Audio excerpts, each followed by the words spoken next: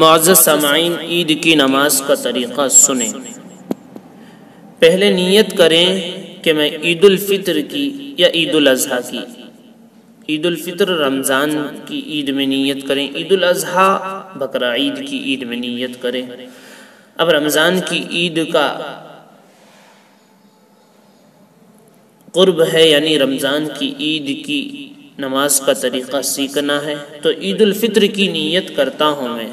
اب عید الفطر کی نیت کرتا ہوں، غور سے سنیں۔ عید الفطر کی 2 رکعت واجب نماز پڑھتا ہوں میں 6 زائد تکبیروں کے ساتھ واسطے اللہ کے رخ میں کعبہ شریف کی طرف تابع اس امام کے۔ پھر امام تکبیر تحریمہ کہے گا، اللہ اکبر کہہ کر ہاتھ آپ بھی باندھ لیں، پھر ثنا پڑھیں۔ ثنا کے بعد 3 زائد تکبیریں ہوں گی۔ پہلی تکبیر میں اللہ اکبر کہتے ہوئے دونوں ہاتھوں کو کانوں تک اٹھائیں اور چھوڑ دیں۔ پھر دوسری تکبیر میں بھی اللہ اکبر کہتے ہوئے دونوں ہاتھوں کو کانوں تک اٹھائیں اور چھوڑ دیں۔ تیسری تکبیر میں اللہ اکبر کہتے ہوئے دونوں ہاتھوں کو کانوں تک اٹھائیں اور باندھ لیں، نہ چھوڑیں۔ اس کے بعد پھر حسب معمول امام قرأت کرے گا، سورۃ الفاتحہ اور ضم سورت پڑھے گا، پھر رکوع کرے گا، سجدہ کرے گا بعد میں، پھر دوسری رکعت کے لیے کھڑے ہو کر سورۃ الفاتحہ اور ضم سورت کی قرأت کرے گا، اور آپ قرأت سننے کے بعد رکوع میں جانے سے پہلے 4 تکبیریں ہوں گی۔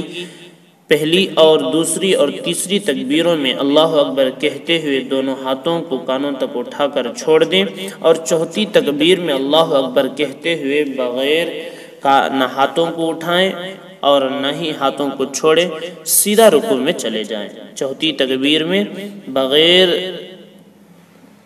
ہاتھوں کو اٹھائے سیدھے رکوع میں چلے جائیں۔ اس کے بعد حسب معمول اپنی نماز پوری کر لیں۔